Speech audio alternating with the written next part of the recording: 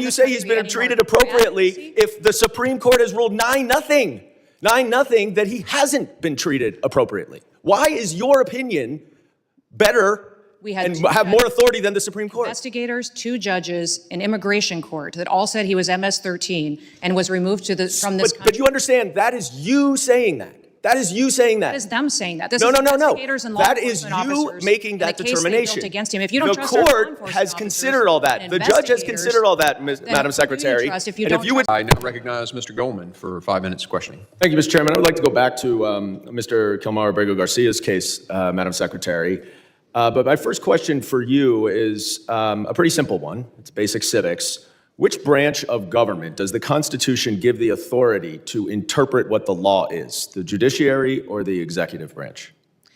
Sir, going forward, the interpretation of the law, you make the laws in this body. The judicial branch makes sure that they have integrity and they're applied properly to individuals. So I'm just going to take that as the judiciary branch. Now, let's focus for a second on what the judiciary branch has said about this case. We know the Supreme Court has said 9-0 that, notwithstanding your statements under oath here today, that Mr. Kilmar Abrego Garcia was afforded due process, he was in fact not afforded due process, because then if he were, you would have seen the withholding order that did not permit him to be deported to El Salvador. Now you allege, and I guess the Attorney General alleges, that he's a member of MS-13. That may very well be the case. And if he is, now that is a foreign terrorist organization, certainly the immigration laws would allow him, and in fact require him, to be deported. I certainly would support that. But the problem that we have here is what you allege, what Ms. Green alleges, what the Attorney General alleges, is not the judiciary. You don't get to decide whether or not he is an MS-13 member.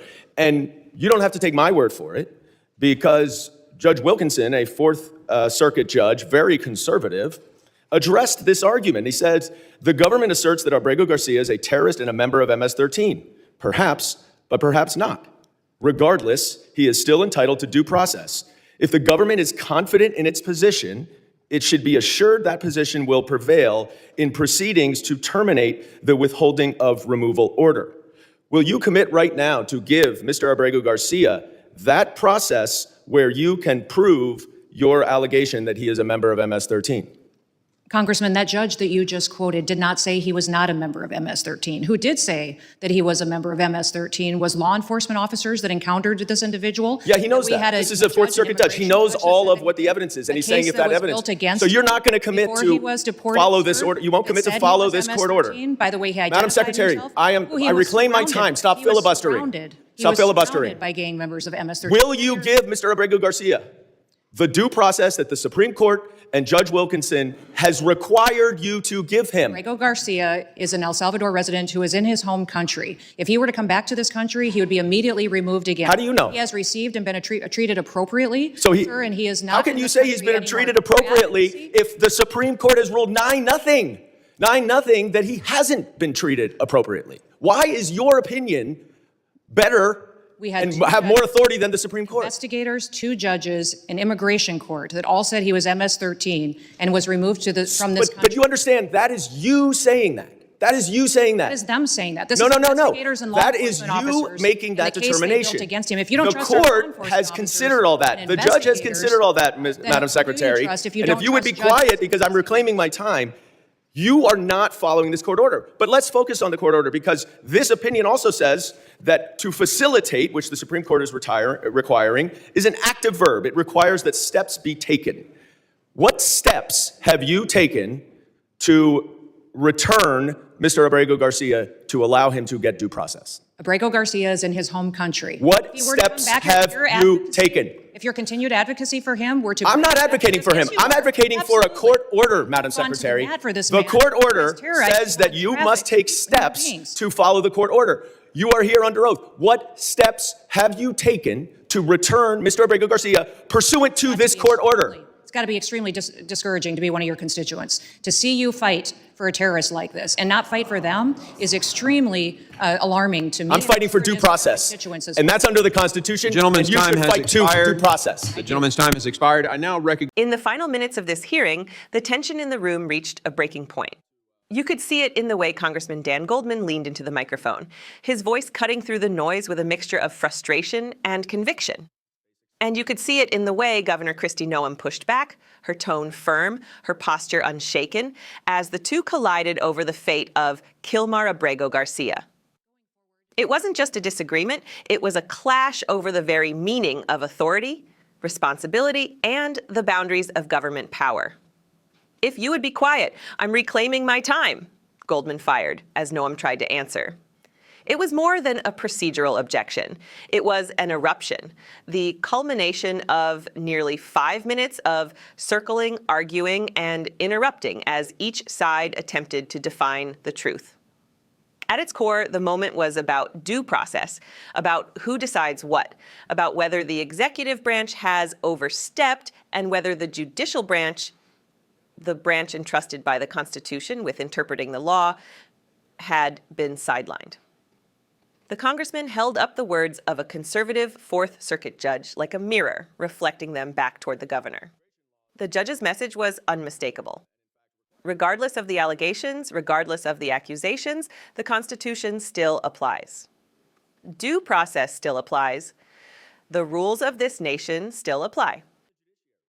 And yet, the governor insisted the opposite, insisting that investigators, officers, and various agencies had already determined everything that needed to be determined. She framed the entire debate as an attempt to defend someone unworthy of defense. He framed it as an attempt to defend the Constitution itself. That divide, that philosophical canyon, is exactly where today's political battles now live. There was something raw about the exchange, something unvarnished. Because when the congressman repeated the Supreme Court's unanimous ruling, 9-0, stating that the individual in question had not received the process he was entitled to, the room shifted. For a moment, the argument wasn't about politics or ideology or the constant performance of Washington debate. It was about something older, deeper, foundational. The idea that the law must not simply be enforced, it must be honored. The governor's refusal to commit to the court's requirement, her insistence that the individual was appropriately treated, even though the Supreme Court said otherwise, pulled the conversation into uncomfortable territory. It raised a question that echoed beyond the walls of that hearing room. What does leadership look like when the law is inconvenient? And more importantly, who gets to decide when the law matters? In that moment, Goldman wasn't defending a person. He wasn't defending a position. He was defending a principle, the principle that government must follow its own rules, even when the public finds it difficult, even when the political cost is high, even when the optics are terrible. Because the moment a leader decides that court orders can be ignored, the entire system begins to break. And that is where the emotional weight of this hearing truly settled. Not in the shouting, not in the accusations, but in the silence under those words. If the Constitution doesn't apply to the least powerful among us, then what protects the rest of us when power decides our rights are inconvenient? There is always a temptation in Washington to turn every argument into a spectacle, to turn every disagreement into a weapon. But beneath the raised voices, beneath the procedural fireworks, and beneath the political theater of this committee room, something real happened. You could hear the collision of two visions of America, one rooted in strict authority and executive discretion, and the other rooted in judicial oversight and constitutional boundaries. One vision says, trust the government. The other says, trust the courts. But the American system was never designed to operate on trust alone. It was designed to operate on limits, checks, balances, accountability. No one branch stands alone. No one official stands above the system. And when the congressman demanded to know what steps, if any, had been taken to comply with the court's ruling, he wasn't asking for paperwork. He was asking whether the rule of law still matters in this country, whether orders issued by the judiciary still hold authority when they challenge political convenience. In the closing exchange, the governor turned the accusation back on him, insisting it was discouraging that he would defend someone labeled as dangerous. But he wasn't defending that person.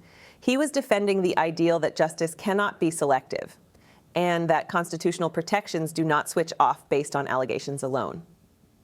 There, in that disagreement, lies the moral heart of the moment, because a nation cannot claim to value liberty if it abandons its principles the moment they become uncomfortable. A nation cannot claim to value order if it dismisses the rulings of its own judiciary.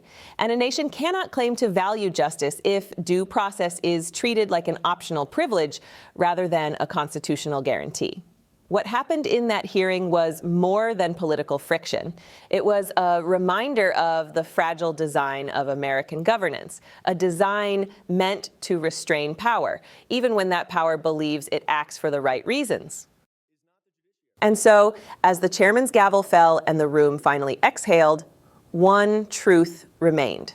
The strength of this country is not measured by how loudly leaders argue, but by how faithfully they honor the system they swore to uphold. If you believe in transparency, if you believe in accountability, if you believe that the American people deserve to see what really happens when power is challenged, then stay with us. Support our work. Stand with the truth.